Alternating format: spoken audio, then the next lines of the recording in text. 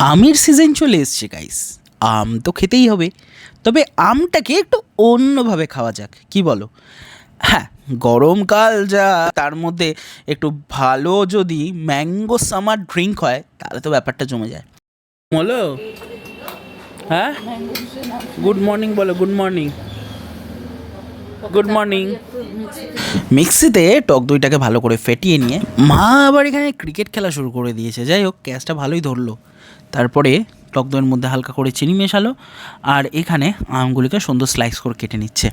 আর এখন তো আলফানসোর অ্যাডভার্টাইজ যেভাবে দেখায়, মা ঠিক সেইভাবেই কাটার চেষ্টা করেছে, যদিও কিছুটা হয়েছে ব্যাপারটা। এর জন্য কিন্তু মাকে 10-এ 10 দেওয়াই যায়।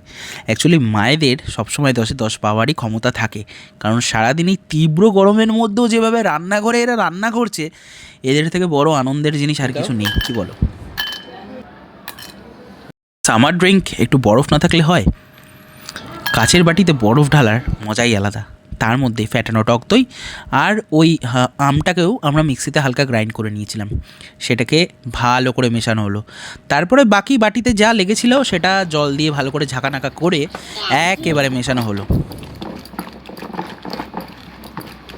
তারপরে বেশ খানিকক্ষণ রোগড়ে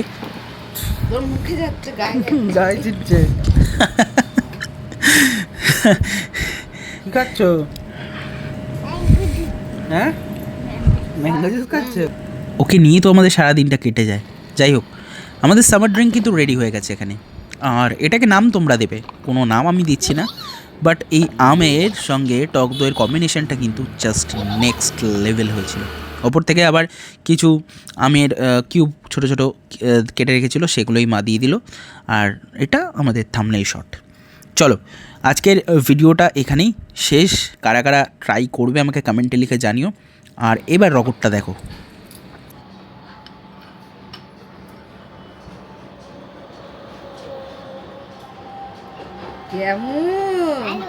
ভালো, এদিকে তাকিয়ে বল কেমন।